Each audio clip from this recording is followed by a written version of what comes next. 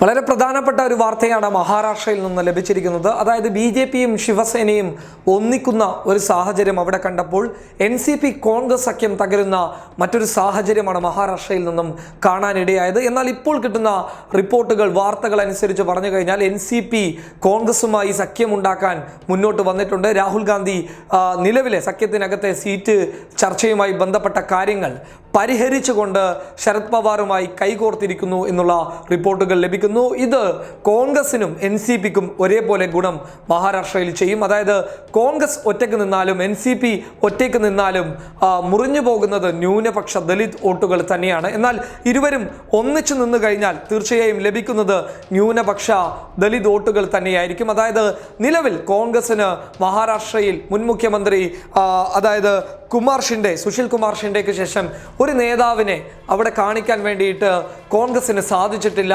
അതുകൊണ്ട് തന്നെ ദലിത് നേതാവായിട്ട് അവിടെ ആരും ഉണ്ടായിരുന്നില്ല. അതിനുശേഷം വന്നത് രാംദാസ് അത്തേവാലയാണ്. രാംദാസ് അത്തേവാല എന്ന് പറയുന്നത് ഇപ്പോഴത്തെ NDAയുമായി സഖ്യത്തിലൂടെ ചേർന്നുകൊണ്ട് കേന്ദ്രമന്ത്രിയായിട്ടുള്ള ഒരാളാണ്. എന്നാൽ ഇപ്പോൾ രാംദാസ് അത്തേവാലയുടെയും സ്വാധീനമില്ലാത്തത് കൊണ്ട് കോൺഗ്രസിന് ഉയർത്തിക്കാട്ടാനുള്ള ഒരു ദലിത് നേതാവ് അവിടെ ഇല്ല എന്നുള്ള ഒരു വലിയ പ്രശ്നം അവിടെ ഉദിച്ചിട്ടുണ്ട്. എന്നാൽ ഉവൈസിയുമായി രാഹുൽ ഗാന്ധി നടത്തിയ ചർച്ച, അതായത് രഹസ്യമായി നടത്തിയ ചർച്ചയിൽ പ്രകാശ് അംബേദ്കറിന്റെ രാഷ്ട്രീയ പാർട്ടിയായിട്ടുള്ള ബരിപ്പ ബഹുജൻ മഹാസംഘിന്റെ നേതാവ് പ്രകാശ് അംബേദ്കറുമായിട്ട് സഹകരിച്ചുകൊണ്ട് ആ സഹകരണത്തിലൂടെ ദലിത് വോട്ടുകളെ കോൺഗ്രസിന് പിടിച്ചെടുക്കാൻ സാധിക്കുമെന്നുള്ള ഒരു നിർദ്ദേശം ഉവൈസി നൽകിയതായിട്ടുള്ള റിപ്പോർട്ടുകൾ ലഭിച്ചിരുന്നു.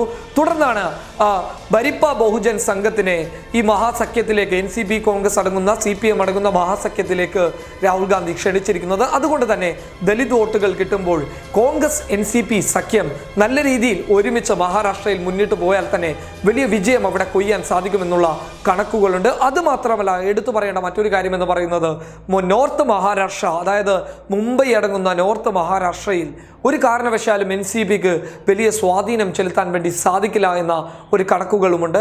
എന്നാൽ മറിച്ച് കോൺഗ്രസിന് അവിടെ വലിയ സ്വാധീനമുണ്ട്. എന്നാൽ പടിഞ്ഞാറൻ മഹാരാഷ്ട്രയിൽ എൻ.സി.പിക്ക് സ്വാധീനം ചെലുത്താൻ വേണ്ടി സാധിക്കും. അതായത് ഇത് രണ്ടും, നോർത്തും പടിഞ്ഞാറനുമൊക്കെ ഒന്നിച്ചു ചേർന്നാൽ മാത്രമേ മികച്ച രീതിയിലുള്ള ഒരു മുന്നേറ്റം അവിടെ കോൺഗ്രസ് എൻ.സി.പിക്ക് കാഴ്ചവെക്കാൻ സാധിക്കുമെന്നുള്ള ഒരു ലക്ഷ്യമാണ് ഇങ്ങനെയുള്ള ഒരു സഖ്യത്തിലേക്ക് കോൺഗ്രസിനെയും എൻ.സി.പിയും ക്ഷണിച്ചിട്ടുള്ളത്. അതായത് 2014 സഖ്യം പിരിഞ്ഞ് മത്സരിച്ചപ്പോൾ എൻ.സി.പി നേടിയത് വെറും 4 സീറ്റുകളാണ്. അതേപക്ഷം ബി.ജെ.പി നേടിയത് 48 ലോക്സഭാ മണ്ഡലത്തിൽ, ലോക്സഭാ സീറ്റിൽ ഏകദേശം 22ഓളം സീറ്റുകൾ ബി.ജെ.പി നേടുകയും 18ഓളം സീറ്റുകൾ ശിവസേന നേടുകയും ചെയ്തിട്ടുണ്ട്.